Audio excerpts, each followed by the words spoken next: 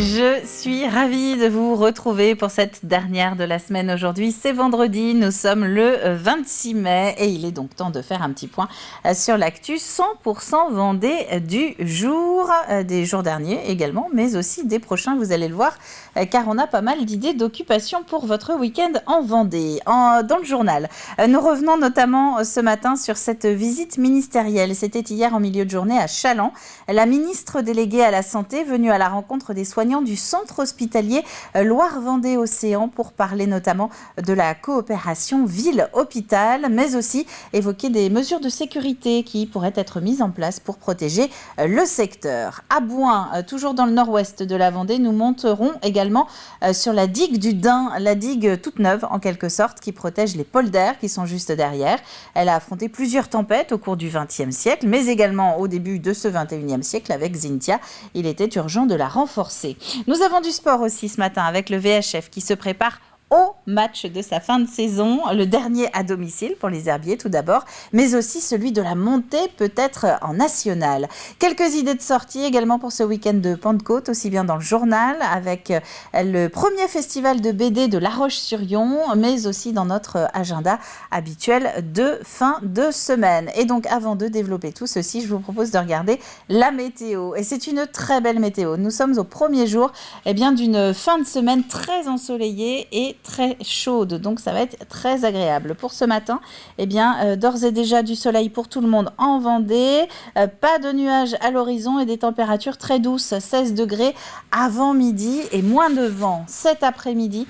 Toujours ce même soleil, du Remblai des Sables d'Olonne jusqu'au sommet de Saint-Michel-Mont-Mercure, encore du vent de nord-est, toujours en toile de fond, un petit peu plus fort que ce matin d'ailleurs le vent. On va passer de 30 km/h à 40-45 pour cet après-midi, et puis tous en manche courte, 25 degrés en Vendée. Quant au week-end, je vous le laissais entendre il y a un instant. Ce sera le même programme, même chose demain, même chose dimanche et même chose normalement lundi. Les horaires de marée. Nous avons aujourd'hui une marée haute qui est en milieu de matinée. Elle est avec un coefficient assez faible, 41. Par conséquent, pas forcément beaucoup de différence à l'œil nu entre la plaine et la basse mer. Toujours est-il que cette basse mer, elle est ensuite prévue à l'heure du goûter. On enchaîne avec la carte des marchés.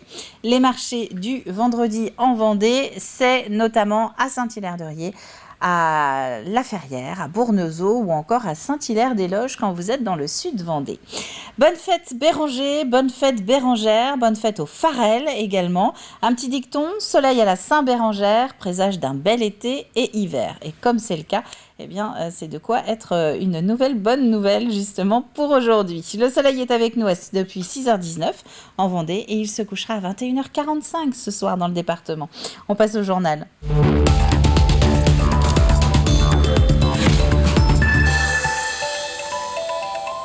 Et nous commençons donc avec cette visite ministérielle hier matin à Challans. Agnès Firmin-Lebaudot, ministre déléguée à la Santé, est venue à la rencontre du personnel soignant nord-vendéen. Une visite de mi-journée, plus de courtoisie que d'annonce, dans un établissement qui d'ailleurs va plutôt bien par rapport à ses voisins de Fontenay-le-Comte ou encore de Montaigu-Vendée. Néanmoins, dans le contexte de cette semaine, marquée notamment par le décès d'une infirmière, c'était à Reims lundi, le déplacement a permis de refaire le point sur quelques enjeux actuels dans le secteur de la santé. Il y a l'enjeu de la formation des professionnels eux-mêmes sur ce qu'on appelle la gestion face à l'agressivité. Il y a la sensibilisation de nos concitoyens, de dire que la tolérance zéro, c'est quelque chose d'important. Ça commence à l'agression verbale. L'enjeu de la sécurité des bâtiments, que ce soit les hôpitaux, mais aussi les cabinets médicaux et les maisons de santé pluriprofessionnelles, ça doit rentrer dans le cahier des charges. La sécurité, comment on assure la sécurité des bâtiments. Et puis après, il y a l'enjeu de l'accompagnement des victimes et l'enjeu de l'accompagnement sur la déclaration de plainte. Et puis peut-être aussi réfléchir à une réponse pénale. C'est tous les chantiers qui seront ouverts, mais vous voyez bien qu'ils ne peuvent pas se faire tout de suite et nous aurons aussi besoin de travailler avec la police, avec la justice. Agnès Firmin-Lebaudot qui a également déclaré bien aimer voir ce qui va bien. C'est ce qu'elle a dit donc en parallèle de ses déclarations. Elle évoquait plus précisément le centre hospitalier Loire-Vendée-Océan, un CHLVO qui a mis en place une collaboration ville-hôpital qui fonctionne plutôt bien et ce fut l'occasion de la présenter. Le centre hospitalier Loire-Vendée-Océan est particulièrement heureux aujourd'hui d'avoir eu l'honneur de recevoir une ministre, puisqu'il n'avait pas reçu de ministre, il faut bien le dire, depuis de nombreuses décennies.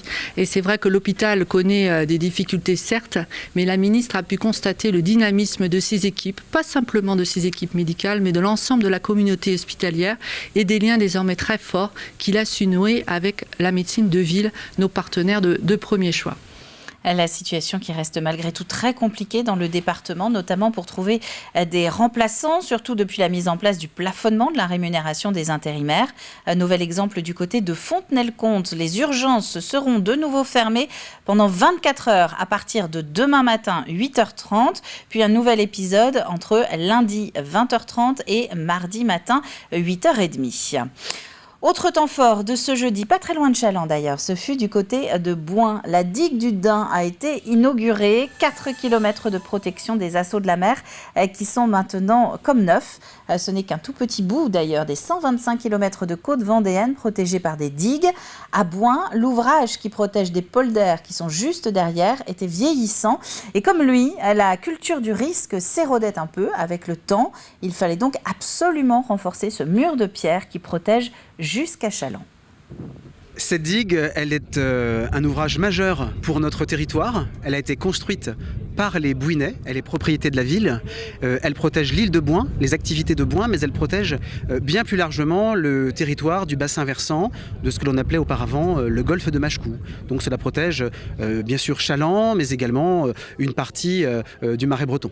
Alors, se protéger de tout risque, nul n'est prophète en son pays, mais compte tenu du niveau d'aléa connu et des travaux qui ont été effectués, on peut imaginer qu'il faudrait effectivement une grosse tempête pour pouvoir passer par-dessus. Maintenant, c'est un aléa qui est possible, mais n'oublions pas que la mer, elle peut passer, mais elle repart après. Et c'est l'ADN des Bouinais, c'est se reconstruire. Donc, on l'a fait. Le dernier raz-de-marée majeur, c'était 41. Une partie de Bouin a été noyée et les Bouinais, pugnaces, opiniâtres, se sont reconstruits, ont rebâti leurs digues. Difficile de ne pas faire allusion à Xynthia lorsqu'on évoque ces digues. Celle du Dain part du sud du port du Bec, dans lequel des bateaux s'étaient renversés dans la nuit du 27 au 28 février 2010. Elle court jusqu'au port des Champs, donc à Bouin. Cette tempête ne fut pas la première, nous venons de l'entendre, et elle n'est sans doute pas la dernière, d'où une vigilance permanente quant à son état. Xynthia a fait prendre conscience d'une chose, c'est que le danger était réel et qu'il pouvait y avoir des personnes qui y laissaient leur vie, ce qui n'était pas le cas précédemment.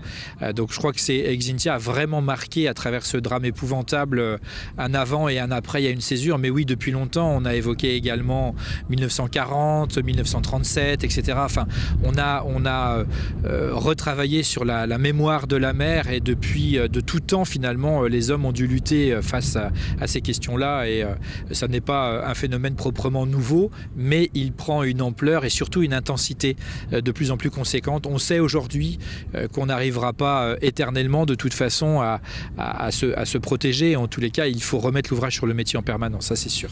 Et puisqu'on parle de Xynthia, notez que vous pouvez retrouver chez nos confrères de France 3 le replay de ce 52 minutes consacré au sujet. Tempête Xynthia, l'avertissement, c'est sur francetvinfo.fr. Dans le reste de l'actualité, cette rencontre à présent avec Bérangère Baranger, psychologue. Bérangère danse pour retranscrire ce qu'elle entend de ses patients. Sa manière à elle de donner une voix à tous ceux qui subissent des violences conjugales notamment. Un engagement reconnu, primé. La Sablaise fait une compétition par mois environ. Elle défendra par exemple son message ce week-end dans un concours européen. Alix Solanos. N'insiste pas quand je dis non, n'insiste pas sans condition, n'insiste pas, ouais. La chanson de Camille Lelouch n'a pas été choisie au hasard. Elle y raconte son expérience de victime de violences conjugales. Un récit que Bérangère n'a que trop entendu dans son cabinet de psychologue et qu'elle a souhaité mettre en chorégraphie. Ça me tenait à cœur aussi de pouvoir mettre par les mouvements en fait leur vécu et leur ressenti, et de pouvoir aussi à travers cette chorégraphie qui tourne depuis maintenant 1 an à travers la France, finalement ça fasse aussi un peu prévention. Depuis 1 an, en effet, la jeune femme de 29 ans enchaîne les concours et les titres grâce à cette variation. En avril dernier, elle a notamment été sacrée championne de France de danse jazz. J'imaginais pas que ça allait remporter autant de prix. J'avoue que je danse depuis toujours et j'ai des concours, j'en fais depuis que j'ai 8 ans. Donc bien sûr, j'en ai gagné des prix en individuel mais aussi en groupe. Mais là, que ça soit autant et aussi fort et que effectivement les retours soient aussi unanimes en fait sur cette chorégraphie, ça me touche parce que c'était mon objectif en fait, que ça puisse vraiment toucher tout le monde et que ça parle et qu'on en parle en fait. Parler pour prévenir et pour aider toutes les personnes victimes de violences. Sous le regard de sa mère, professeure de danse, Bérangère répète inlassablement ses mouvements. Pour elle, la danse, c'est une libération. En fait, je fais un métier qui est quand même très prenant psychiquement et j'ai l'impression de déconnecter un peu mon cerveau pendant 2 heures et de me dire, là, je me ressente aussi sur moi et j'exprime un peu aussi tout ce que je peux recevoir dans la journée et je peux les libérer par les gestes, en fait. Bérangère tentera de décrocher un nouveau titre ce week-end lors du festival 1, 2, 3 Danse, un concours européen qui réunira 2500 danseurs internationaux à Courbevoie.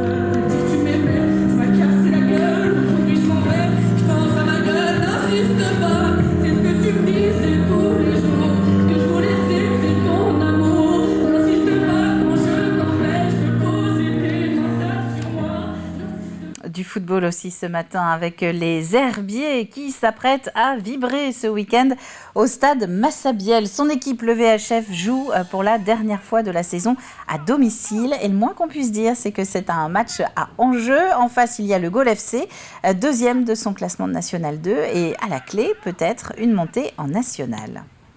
La confiance, on l'a depuis longtemps, même si on a une période délicate, comme Gaulle a une période délicate, comme Bergerac a une période délicate. Ce qu'il faut dans ces cas-là, c'est de savoir rebondir, et c'est ce qu'ont fait les garçons. Ils ont été solides, donc depuis le match de Saumur, on est sur des victoires, et il faut s'appuyer là-dessus. On sait qu'il va y avoir du monde. Maintenant, j'espère qu'ils vont nous pousser, comme ils ont pu le faire aussi en Coupe de France. Ça transcende toujours les joueurs. J'espère surtout qu'on aura surtout le même bonheur à la fin, parce que le but, il est là, c'est de donner du plaisir aux gens, c'est d'être le plus performant possible en donnant du jeu. Et c'est ce qu'aiment les gens et les supporters cette année, et j'espère qu'on sera encore à la hauteur sur ce rendez-vous-là. Ça fait un petit moment là depuis nos 2 victoires qu'on a retrouvé un petit peu de peps, un peu de jus, donc l'état de forme est bon. En plus, donc on a eu le week-end là pour récupérer, chacun a passé un peu de temps en famille, ça fait du bien aussi même mentalement avant d'aborder un gros choc comme ça. Donc non là tout le monde se sent bien. On a vraiment hâte d'arriver à ce match. Là c'est un petit peu long du fait de la coupure la semaine dernière, mais vraiment bon état d'esprit, tout le monde est très motivé et puis voilà, on a hâte que samedi arrive. Et ce match, c'est donc demain, samedi à 18h au stade Massabielle. Nous en avons parlé en début de semaine, la communauté de communes Océan Marais de Mont mise sur la pédagogie pour faire des économies d'eau. Des économies en expliquant comment, par exemple, celle-ci est traitée une fois qu'elle part dans les canalisations de nos logements. 2 écoles ont inauguré ce nouveau parcours pédagogique au sein de la station d'épuration de Soulan. Agathe Poulet. C'est une douche hyper rapide, une douche express, mais dans les produits qu'on utilise. Cette classe de CM1 et CM2 est la première à découvrir le parcours pédagogique créé dans la nouvelle station d'épuration de Soulan pour sensibiliser à l'utilisation de l'eau. Maintenant, on peut faire plus attention à la consommation de l'eau chez nous et autour de nous. Quand je me lave les mains, à ne pas laisser l'eau couler. Quand je fais sous la douche, à éteindre l'eau. On a vu comment se nettoyer l'eau. Ça nous a permis d'apprendre des choses, par exemple sur les roseaux et sur les animaux du marais. On l'a dit tout à l'heure, il y a du papier toilette qui va être arrêté par le dégrilleur. Mais est-ce que vous vous souvenez, il y avait aussi autre chose? Il y avait les lingettes. Accompagnés d'une médiatrice scientifique, d'une tablette et de 13 panneaux pédagogiques, les élèves découvrent au fil de leur visite le traitement des eaux usées et le fonctionnement des bassins à l'appui de schémas. Située dans le Marais breton, la communauté de communes Océan Marais de Mont et la ville de Soulan souhaitait sensibiliser la population sur plusieurs enjeux, notamment l'environnement et la biodiversité. Nous voulons montrer à nos générations futures le cycle de l'eau. on découvre l'arrivée de l'eau, la qualité de l'eau, et au fil des différents postes, on voit l'évolution et pourquoi on fait ce traitement. Et on voit la petite goutte d'eau qui reprend le sourire, elle arrive, elle fait un peu la tête, et à la sortie, elle a un grand sourire, comme nous avons toujours dans le Marais breton. Pour protéger les ressources en eau et l'environnement, le traitement des eaux usées est essentiel. La communauté de communes Océan-Marais de Mont compte développer ce parcours pédagogique sur l'ensemble de son territoire, aussi bien pour les scolaires que pour le grand public. Et puis si vous êtes amateur de BD, c'est du côté de La Roche-sur-Yon qu'il faudra être ce week-end. La ville organise son premier festival dédié à la bande dessinée. Ça va se passer sur la toute nouvelle place Jacques Chirac, dans le quartier des Halles. Donc, dédicaces, animations, rencontres et spectacles sont prévus au cours des 2 prochains jours.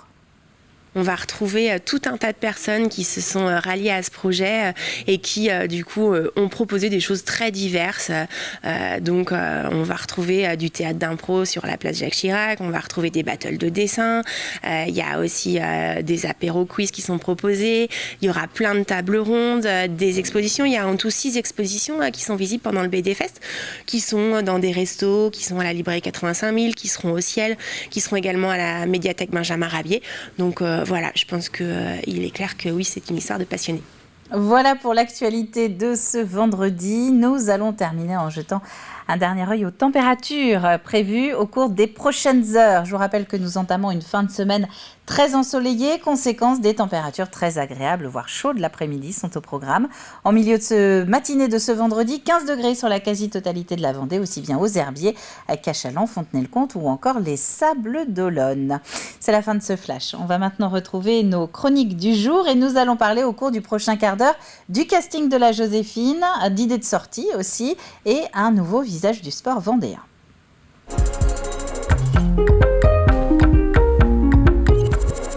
Le plus de l'info pour commencer. Nous sommes à 4 mois et des poussières de la prochaine Joséphine, cette course solidaire féminine qui est organisée tous les ans à La Roche-sur-Yon pour reverser des fonds à la lutte contre le cancer du sein. Et pour la 2e année consécutive, un casting est ouvert pour en trouver les égéries. Si vous habitez la Vendée, que vous êtes majeur et que cette cause vous touche, eh bien cette égérie, c'est peut-être vous.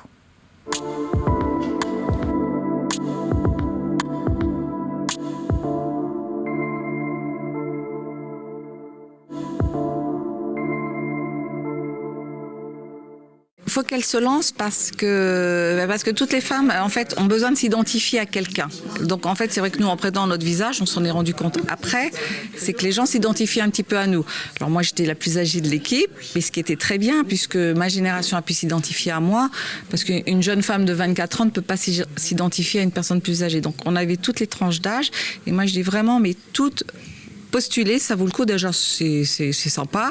Et après, c'est un petit honneur aussi de représenter la Joséphine, d'être l'image de la Joséphine. Et puis tout simplement, après, si ça motive plein de gens à venir et puis à se dire, mais oui, je peux faire quelque chose, donner un petit peu de moi, de mon temps. Et c'est tout ce qu'on demande, nous, c'est venez, rejoignez l'aventure. Si j'ai fait la Joséphine, c'était parce qu'à l'époque, j'ai perdu une amie. Et quand j'ai vu cette campagne pour avoir une égérie, je me suis dit, mais il faut que je le fasse. Il faut que je le fasse. J'ai pensé à elle. Et je me suis dit, si je peux faire un petit truc, voilà. Et en fait, c'est ce qui m'a motivée pendant toute cette Joséphine. C'était de penser à cette amie. Et après, honnêtement, mais l'aventure des Joséphines et des égéries, c'est fabuleux. Il faut en parler, il ne faut pas avoir peur, même si c'est difficile. C'est en discutant et en partageant toutes ces expériences je pense qu'on pourra aussi avancer et aider toutes ces femmes. On se connecte sur les réseaux sociaux, on va sur le site de la ville de La Roche-sur-Yon et tout est indiqué, vous avez un lien pour candidater et après on vous prend en main et il y a un casting qui est fait bien sûr. On veut aussi que les Joséphines soient représentatives des Joséphines sur la ligne de départ, donc en fonction de l'âge et en fonction des parcours aussi de chacune. Donc bien on candidate et puis après on suit le cheminement classique et puis on se retrouve à 6 Joséphines pour représenter la communication pour 2023. Drummondville est une ville jumelée avec La Roche-sur-Yon. C'est une ville au Québec. Et Drummondville est une ville où également ils pratiquent des activités physiques. Ils ont un événement fort qui s'appelle la Déchaîne-toi au profit des saines habitudes de vie.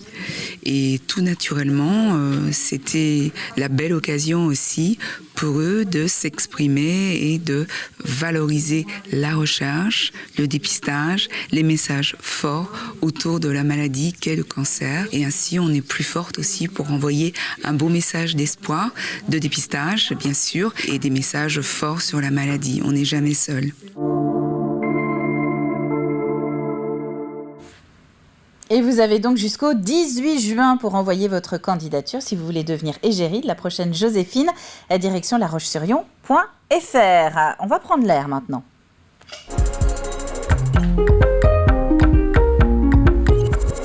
Prendre l'air à quelques heures d'un week-end qui sera encore prolongé pour une bonne partie d'entre nous. S'il vous reste encore quelques idées, s'il vous manque des idées pour occuper les prochains jours, eh bien faites-nous confiance et laissez-vous guider.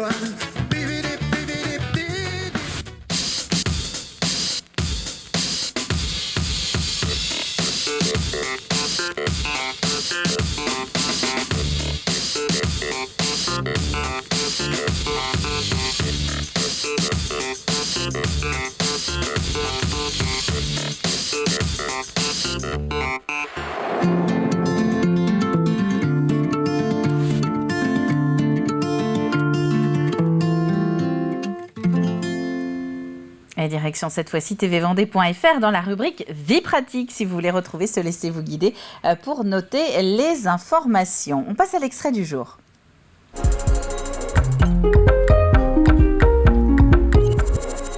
Et on part en mer pour cet extrait. Nous allons retrouver Kirsten Neuschaeffer qui, si vous vous souvenez bien, a reçu les caméras de TV Vendée pour revenir sur sa toute récente victoire à la GGR, la Golden Globe Race, avec cet épisode plutôt marquant de la course. C'était en novembre dernier.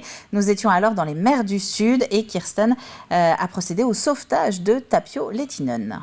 Okay, it's early morning. Sun has just risen. And we're on our way to see if we can find Tapio. We're about 18 nautical miles away, so hopefully we'll get to him real soon now. J'avais eu un message pour me dire que le bateau de Tapio avait coulé. La première chose que j'avais fait, c'était de leur appeler et dire est-ce que je peux aider. Ils m'ont dit oui, si tu peux aller le plus vite possible envers lui. Et c'est ce que j'ai fait. J'ai mis autant de toiles possible pour être la plus rapide possible. S'il y avait des moments où il y avait un peu moins de vent, j'avais allumé le moteur parce qu'il ne fallait pas perdre des moments pour arriver chez lui. Et donc j'ai barré toute la nuit aussi pour garder le meilleur cap que je pouvais. Et après, c'était assez difficile parce que lui, il m'avait vu quand je m'approchais de lui parce qu'il pouvait voir mon gréement, mais je ne pouvais pas voir son petit radeau. C'est incroyable, mais avec la houle, c'était vraiment difficile à le voir. Mais lui, il m'avait attendu toute la nuit, donc il était déjà prêt à me lancer une poutre. Et comme ça, on pouvait mettre son radeau à côté, le long de mon bateau, et il pouvait monter sur mon bateau. Là, on était tranquille parce qu'on savait qu'il était en sécurité. La première chose qu'on a fait, c'était de boire un coup de rhum ensemble, déjà juste pour fêter le fait qu'il était en sécurité. Et lui, il était très positif, ça m'a vraiment impressionné. Il n'était pas stressé, il avait fait beaucoup de blagues, ça m'a vraiment marqué, sa positivité. Et c'est un visage du sport à retrouver sur l'antenne toute la journée. Donc cet entretien avec Kirsten Neuschaeffer, gagnante de la dernière Golden Globe Race. On passe au jeu.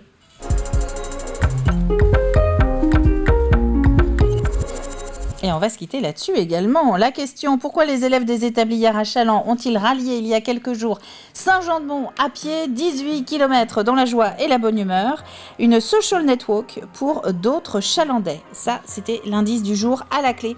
Je vous rappelle qu'il y a un gagnant tiré au sort cet après-midi. Il repartira avec 2 passes pour le festival de yoga qui est prévu à Saint-Gilles-Croix-de-Ville les 17 et 18 juin prochains. C'est la fin de cette matinale, la DER de la semaine. On se retrouve donc maintenant mardi à partir de 7h en direct. D'ici là, je vous souhaite à tous une très bonne fin de soleil, de semaine. Profitez du soleil, voilà, je me marche sur les pieds. Et on se retrouve mardi. À bientôt.